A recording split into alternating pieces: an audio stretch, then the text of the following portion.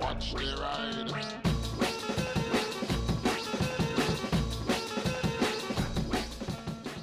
Hey everybody, I hope you're all doing alright out there. So AI can't pour oil through a coin. And if you have no idea what I'm talking about there, you will in a minute. This is I'm trying to find a way of talking about the way that AI is going to destroy skill.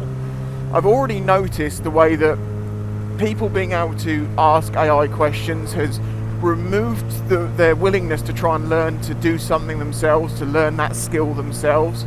And it's also degraded the value of experience. You know, people will, for instance, rather than going to, say, a YouTube channel with a mechanic or someone who knows what they're doing, who's learned through graft and trial and error how to fix things, they will go to GPT or Grok or something like that and ask it how to fix their bike. I've had people multiple times come to me and say, oh, I've asked AI how to fix this and it says this, and I'm like, okay.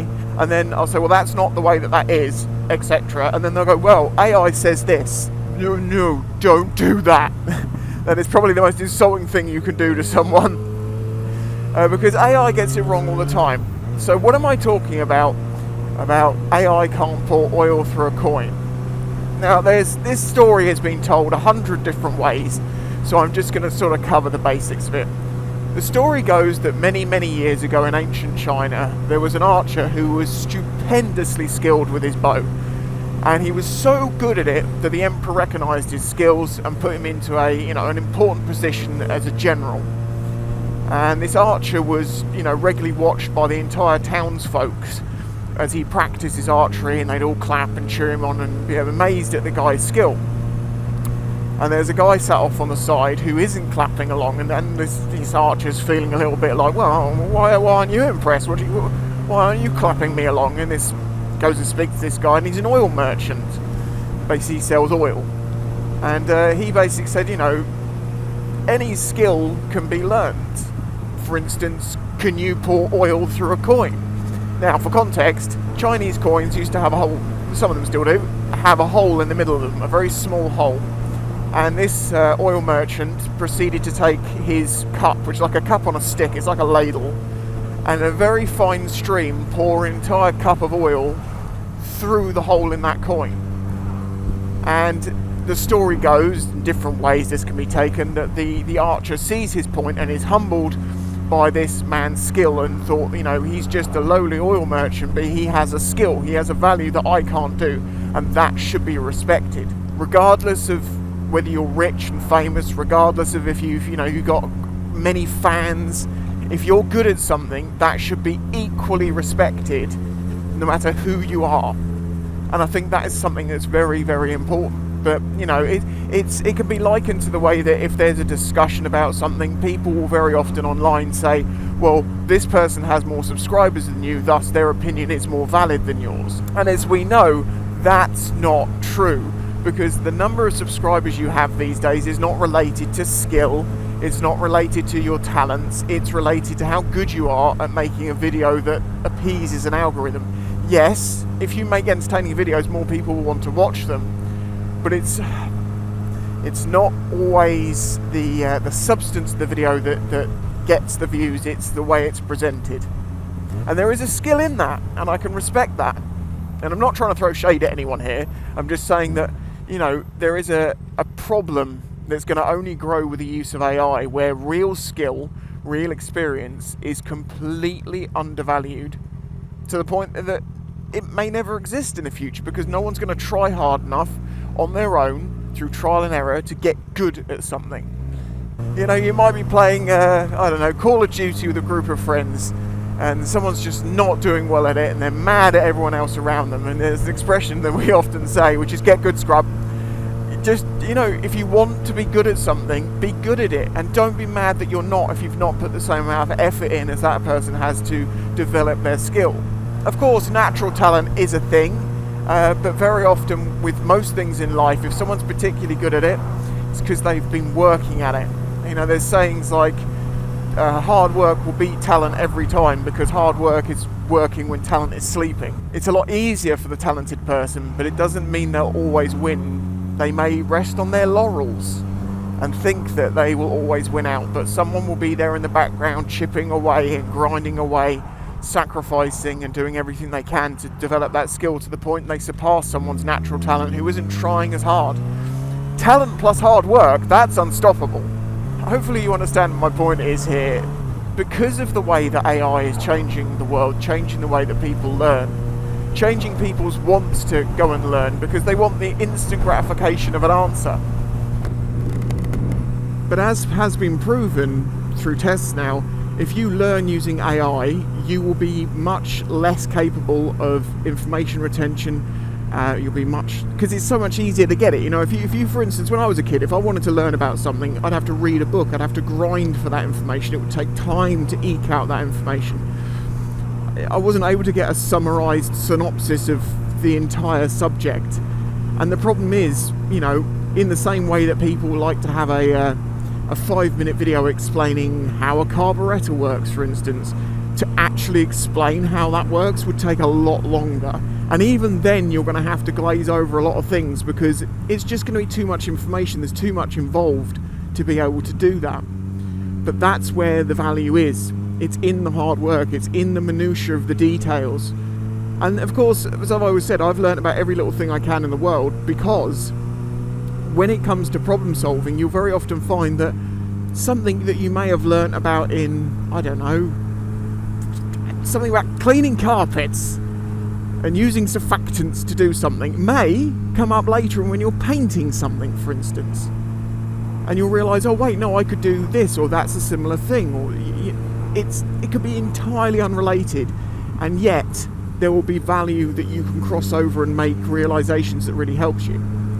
As I say, this takes a lot of time and effort and a ambition, a reward system in your brain to do these things, and that reward system is being nullified by short form content, instant gratification, and now AI, which is like instant gratification on steroids.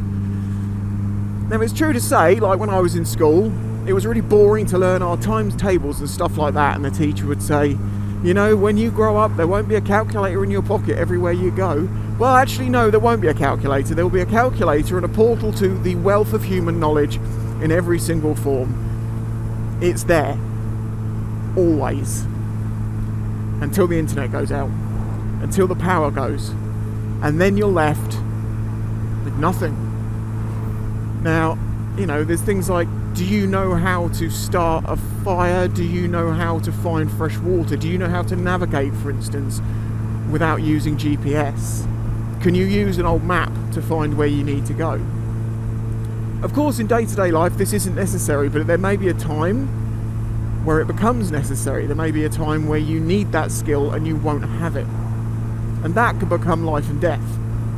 I think a lot of the fear of the world that people have is because they don't feel confident in, you know, their abilities to do things. One of the things that's got me through this recent time with, you know, losing my mum and everything we've been put up against, everything I've had to learn in a short amount of time, is that it's not all entirely new.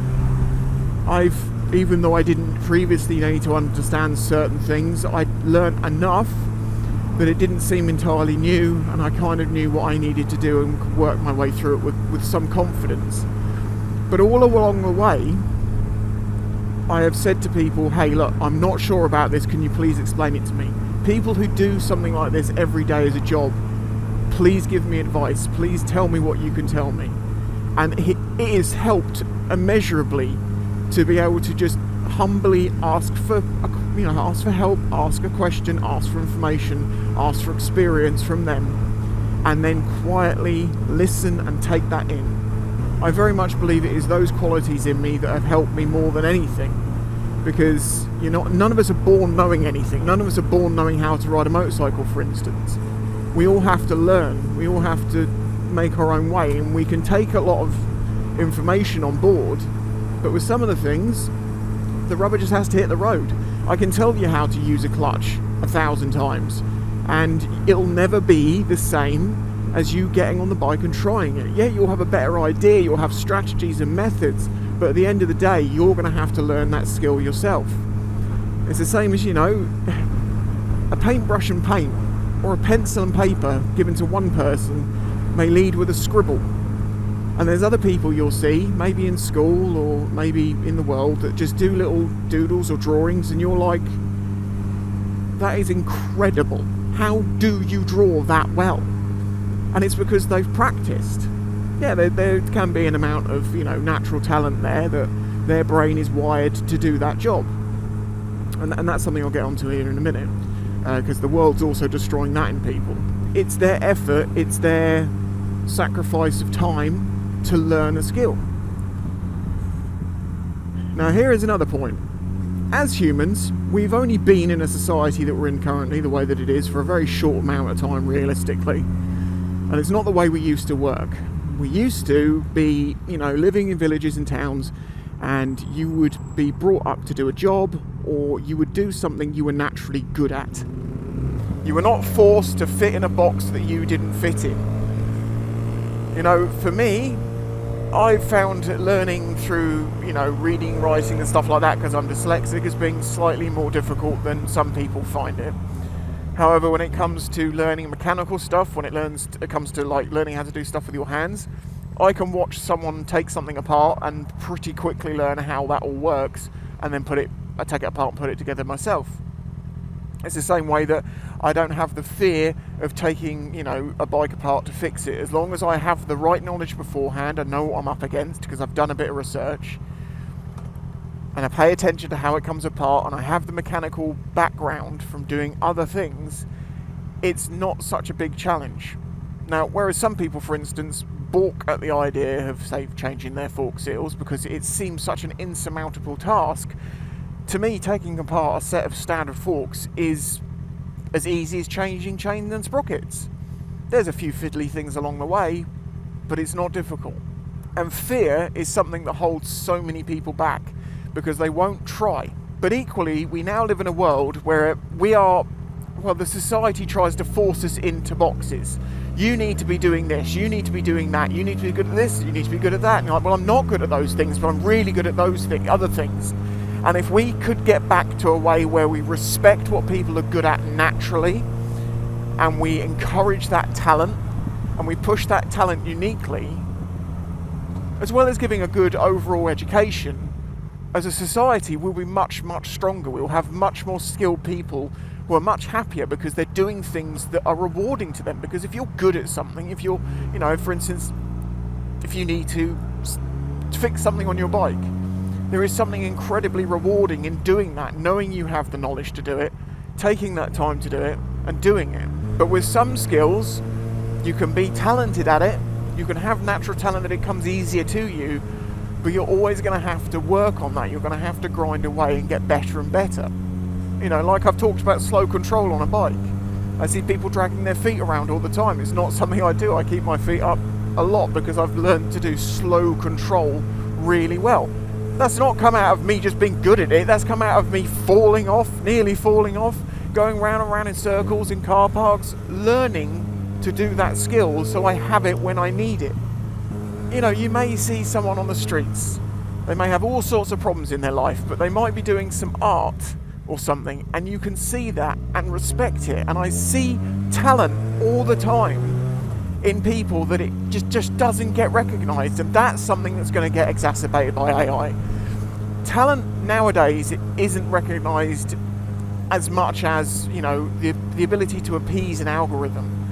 And as I say, with AI, that's only going to get worse and worse, and the AI itself is going to steal the skill and the talent and the art of other people and use it and present it as its own in a artificial, watered down, unfact-checked, unknowing, unexperienced way that is only going to degrade the human race. Now, we're never going to stop AI. I've been saying it for years about how damaging it's going to be, and I've said we're never going to stop it. You can make the suggestion that we should just agree to stop, let's just stop with AI now. Let's just stop developing nuclear weapons. Let's just stop developing nerve agents. It's never going to happen.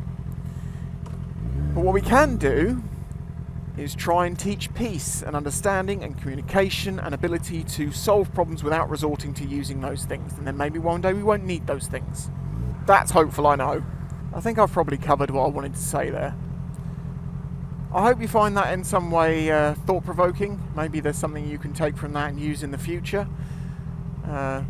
Maybe you can, remember to encourage your kids' skills, even if you, I don't know, I'm going to say if you don't agree with the skill, but you don't feel like encouraging them. If your children have a talent, encourage them to pursue that talent, to pursue what they're good at, what they enjoy, because you never know how that will help them in the future. It may not be with that thing, but the lessons they learn from the hard work and achievement of that thing may bear fruit in other ways.